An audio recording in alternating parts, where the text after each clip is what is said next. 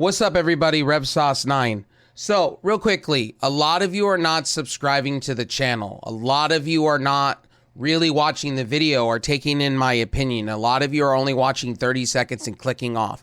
A lot of you are only watching a minute and 30 seconds or 2 minutes, even as far as I've been seeing in my analytics. Guys, be watching the videos. I put a lot of effort, a lot of time. I'm not being paid by any company or anyone to give my own opinion. Even if I got a chance to go to the media scrums for AEW or WWE, I wouldn't look at them any different.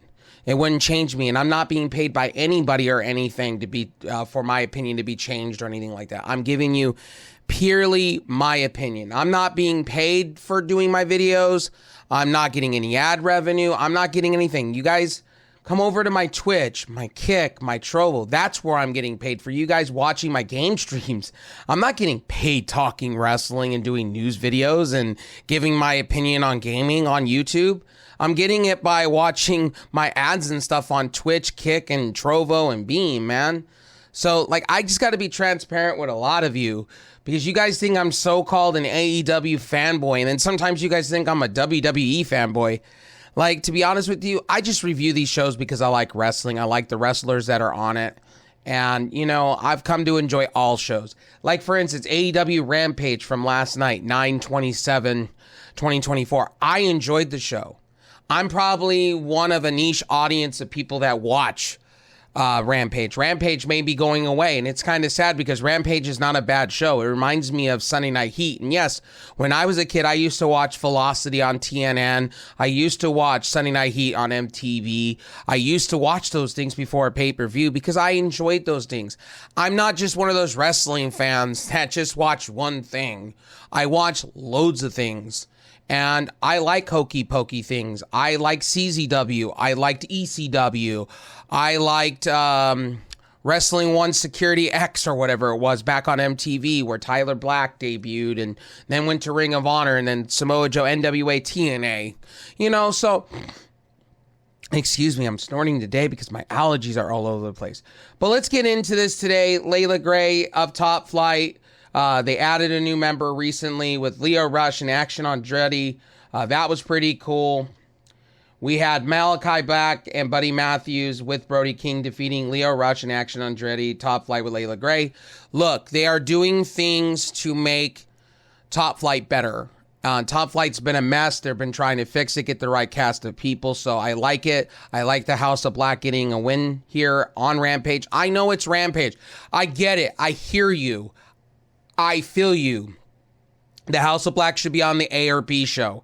But reports are coming out that Malachi is talking about leaving the company. There's reports that Buddy Matthews was happy with AEW, was thinking about going back to WWE. They gave him a lucrative offer next to Brody King, and that will probably be your House of Black going forward. Probably you'll see Malachi Black back as Aleister Black on WWE television with his wife.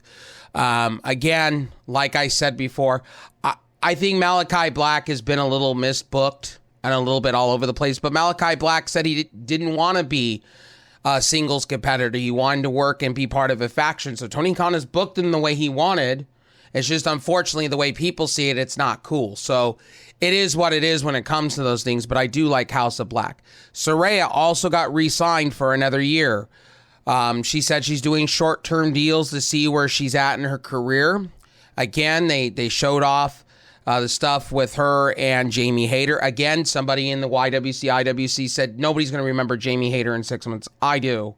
And it sucks that you got big wrestling channels telling that to people because people are, how can I say, convinced, or they're massively easily to be manipulated. And you got people that will believe this and not watch the shows because some big name on YouTube said so. That's, to me, that's not okay to me, but I try to keep it raw and uncut and unbiased for you guys. Look, Rampage is not perfect every week. It's been a kind of disaster the last couple of years, but I enjoy it next to Collision. And again, you have a lot of people that only watch main shows or main card stuff, and they don't watch the side stuff. And then they want to go and they want to complain about the side stuff when they don't even watch the side stuff. It's like going to a buffet line and having all this stuff and still moaning and groaning that you didn't get what you want. You know what I mean? at the end of the day. Again, Anna Jay, they're rebuilding her up. They're telling stories. She went to Stardom to rehome her craft. She did that. She's back. She's been beating talent between Collision and Rampage. She beat Robin Renegade. That was also an up-and-coming talent that was on Dark with her sister, and also the Renegade Twins, also on Ring of Honor. Again, guys, you got to be following these shows. You got to be watching for the talent. A lot of you don't. A lot of you just watch one show, and then you want to moan and groan and bitch about the others. Got to be watching the shows. I've been saying this week after week after week. Same with TNA. A lot of you don't watch TNA, but you praise WWE on NXT for having NXT talent. And then when you go to talk to those people, they have no clue who those TNA talents are. Come on. If you're going to be about it, fully put your foot in the door and go watch the other product. Give them a view. It's not that hard. Access TV, YouTube, go out and support those places. So WWE could see this and they can partner up with more wrestling promotions. And the same with AEW. I find it ridiculously ignorant that a lot of you don't. Anyway, Anna Jay. Anna Jay had a great match. Great storytelling. She did a couple holds, a couple of big, powerful moves, and got a 1-2-3. Again, she did a glorious bomb and 1-2-3 for her 60th win. She's kind of been floundering as they don't know what to do with her. Either she's a performance enhancement or up and coming. So we'll see. She was part of the Inner Circle, then the Jericho Appreciation Society. Then she was thrown into the Outcast. I think she should go back and be part of the Outcast. Honestly, with Haley Cameron, I think that would be perfect for Saraya there. Earlier in the day, they did an interview thing with Ricochet and Will Ospreay, and they replayed it on Rampage. I do not like this interview, period. Ricochet, I don't know what they're doing, but Ricochet should have more possess. He should say to Will Ospreay, hey, I was in these 5-star matches with doing these electrifying moves. Where were you? Oh, wait, you were in New Japan being a young dragon, young lion, or whatever. You were the one sticking with New Japan doing the rah-rah thing while I was making money. I was moving. I was threading needles for our competition. And by the way, I'm a trending star on YouTube. Me and Logan Paul, blah, blah, blah. I wish they would go and break the fifth wall and talk about the other company. You know what I mean? They treat it as competition. Why didn't they talk about it more often? He could have seriously buried Will Ospreay. He didn't. And I don't understand that. Will Ospreay sitting here and acting like this is the one thing about Will Ospreay I don't like. You asked for your buddy to be here.